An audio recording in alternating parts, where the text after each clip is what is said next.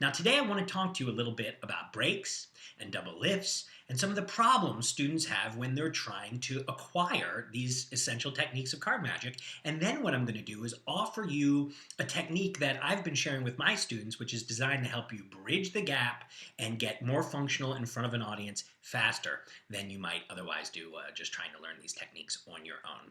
So you've probably, if you've been in magic even a little while, already discovered the importance of the double lift in magic, right? It's the most popular switch in magic, specifically the double turnover, but for our purposes, it's the same thing right now. And the reason is it's one of the most effective, powerful switches that there are. But the problem is, right, we tend to get caught doing it when we're first starting out in magic, and for many of us, for many, many years. I used to get caught doing it for years and years and years on end. And I felt a little bit like the kid that was caught doing something by his parents, and then the parents would have a conversation, with me. They'd bring me over, they'd ask me some questions, and I never really realized that they had been on to my story, my lies, whatever I'd been trying to get away with, for quite some time before they let me know that I was caught, right? Because they busted me well before the interrogation ever began.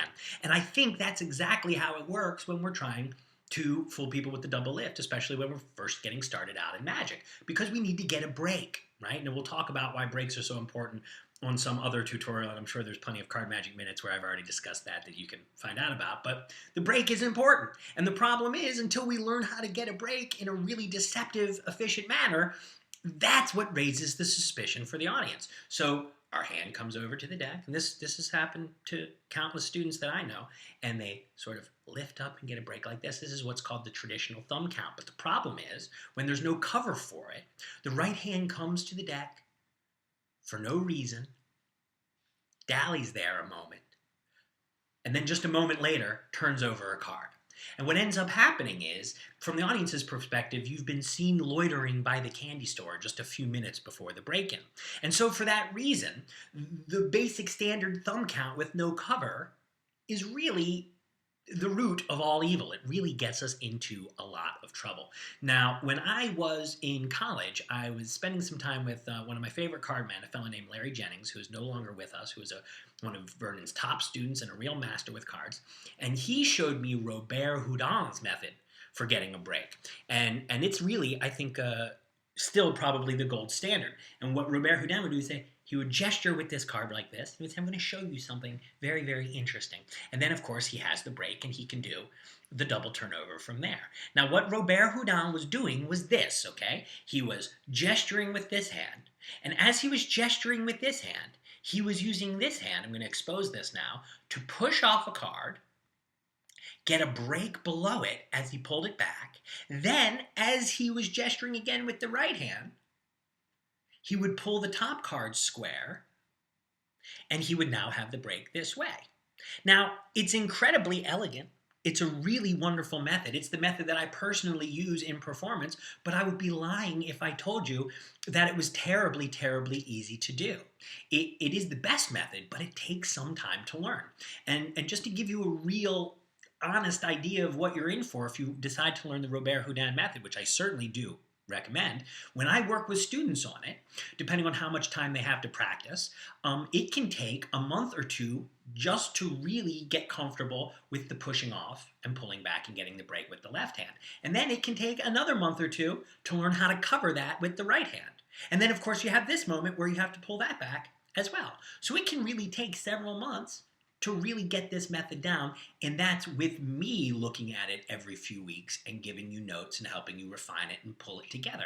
It takes time. It's a grown-up big boy technique, and it takes a lot of practice. So what I want to offer you today is a sort of a middle path method that you can experiment with so that you can begin to avail yourself of the naturalness of the covered Robert Houdin technique without needing to learn quite so many skills as you would need to learn that technique itself. And so this is the technique I want to share with you. It's sort of a hybrid. It's like a cross between. Okay. So what you're going to do here is you're going to cross the two methods.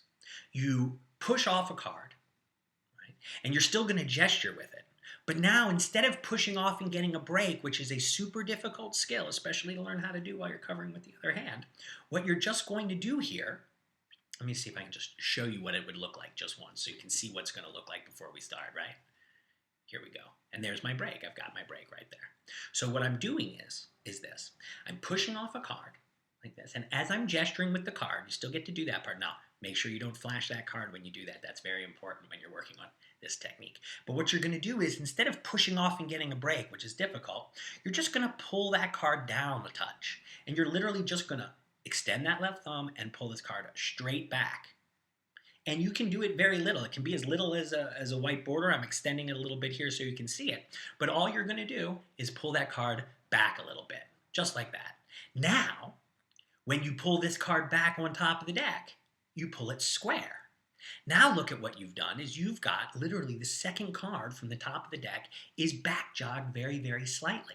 Now you don't have to do any unnatural sort of thumb count or anything. You literally just take the deck from above with the right hand, and you can get that break instantaneously as you gesture with your left hand. Now you've got that break. Your hands were not seen dawdling at the pack together, right? It was perfectly natural. You place the deck back into the left hand, maintaining the break, transferring the break to the fourth finger, and you're ready now to go into the double lift or double turnover of your choice. Okay, so that's the technique I wanted to share with you.